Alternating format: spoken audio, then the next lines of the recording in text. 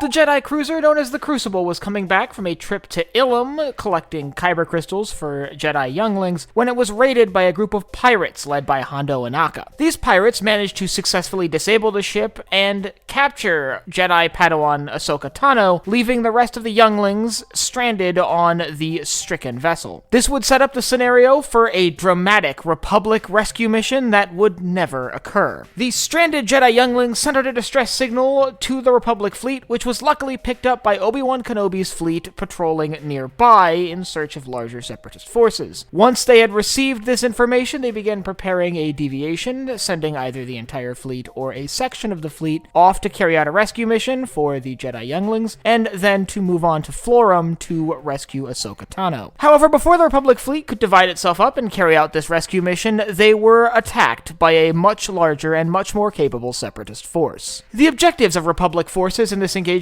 were to basically just survive the Separatist attack, which was raining down on them. Meanwhile, the Separatists sought to disable and destroy Obi-Wan's fleet, but not before capturing any important navigational and communications data from the ship's computers. The battle started like most surprise space battles in the Clone Wars did, with the Republic fleet steaming ahead in open space, when the Separatist fleet jumped out of hyperspace directly ahead of the Republic fleet with their warships facing each other. The Republic fleet consisted of 3 Venator-class Star Destroyers led by Obi-Wan Kenobi's personal flagship, the Negotiator, supported by 2 Consular-class cruisers and 3 Architans-class light cruisers. The Separatist fleet, on the other hand, consisted of 3 Munificent-class star frigates, 2 Providence-class dreadnoughts, and a single Reticent-class destroyer. Both fleets ended up facing each other in open space, bow to bow, and they quickly began exchanging turbolaser fire. Following standard procedure for both navies in this kind of engagement, both commanders deployed flights of starfighters. For the Republic, it was a number of Z-95 headhunters, while the Separatists deployed a mixture of vulture droids and droid tri-fighters. However, in a diversion from the way these battles have been occurring in the past, the Separatist fleet began advancing on the Republic force directly, with the Separatist fleet breaking off into different sections. The section to the right consisting of a Providence-class dreadnought and a Munificent-class frigate, advancing through the space in between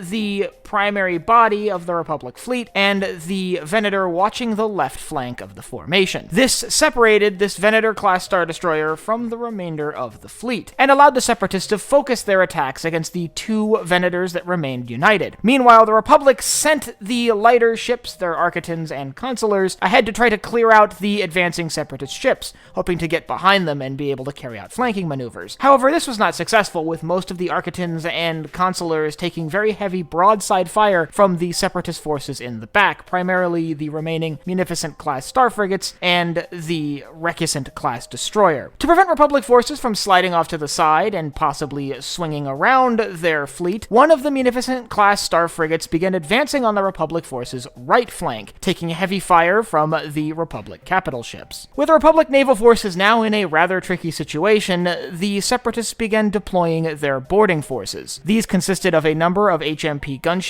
laden with infantry, as well as a few Sheathipede-class landing craft. The main body of these boarding forces ended up landing in the hangar bay of the Negotiator, Obi-Wan Kenobi's flagship and the flagship of this Republic formation. The forces of the 212th, stationed aboard this Venator-class Star Destroyer, began putting up the best fight they could as Grievous's forces swept through the hangars. However, the line was held when Obi-Wan Kenobi made his way into the hangar and was able to reinforce his infantry forces. During this time, the Republic cruisers were able to rain hellfire down on the Munificent-class destroyer that had begun advancing on the Republic's right flank. In response, the Separatist force that had driven a spike through the Republic formation began opening fire on the 2 remaining Star Destroyers. Similarly, the droids began dispatching bombers to start harassing the forward Star Destroyer and send it to its destruction. It's around this time that Separatist forces had overrun the hangar and forced Kenobi's forces back into the dense hallways of the core of the Venator. Realizing that his forces were overrun and his fleet was outmatched, the order was given by Obi-Wan Kenobi for the crew of the Negotiator to abandon ship. As General Grievous and his boarding parties arrived on the bridge of the Negotiator and set about trying to access the ship's databanks, they found a message left by Obi-Wan Kenobi signaling that the ship was set to self-destruct. In a panic, General Grievous began quickly withdrawing from the engagement, leaving many of his forces behind. Meanwhile, the last remaining Republic survivors on board the Negotiator boarded escape pods and vacated the ship. And as Kenobi's forces withdrew from the Republic capital ship, the Negotiator, which had a long history with the Republic Navy stretching all the way back to the Battle of Christophsis, was scuttled by charges placed around the ship, destroying the vessel and killing the remaining droids and few straggling clones left on board. With 2 of the 3 Venators now destroyed, the last remaining capital ship swung over the Separatist force, picked up the escape pods that had been jettisoned from the Negotiator, and jumped to hyperspace, being the only surviving vessel of Kenobi's fleet. This left the Jedi younglings without rescue, who were forced to mount a rescue operation of their own, but that left them on Florrum ahead of the planned Separatist invasion of the world, led by General Grievous, whose forces had just intercepted the Republic fleet. The survivors of the Separatist invasion of Florrum would eventually be picked up by the last surviving Venator of this task force, but ultimately, the Republic fleet had lost a majority of its fighting capacity and was forced to return to the heart of the Republic to be redeployed with other fleets. It's clear that this battle, which ultimately would remain unnamed, was a significant Separatist victory and represented the destruction of one of the only Republic fleets in the area, leaving a lot more systems open to Separatist invasion. However, from the Separatist perspective, it could not be considered a total victory, as they failed to retrieve any data or intelligence from any captured Republic vessels. This battle marked the end of the long life and history of the Negotiator, Obi-Wan's personal flagship, stretching all the way back to the beginning of the war. If you'd like to learn about the story of the Negotiator, along with the Resolute, which was Anakin's starship, I'll leave a link in the upper right-hand corner to my video on that. And if you have any other engagements you'd like to see covered in future episodes of Battle Analysis and added to the archive, you can let me know down below in the comments.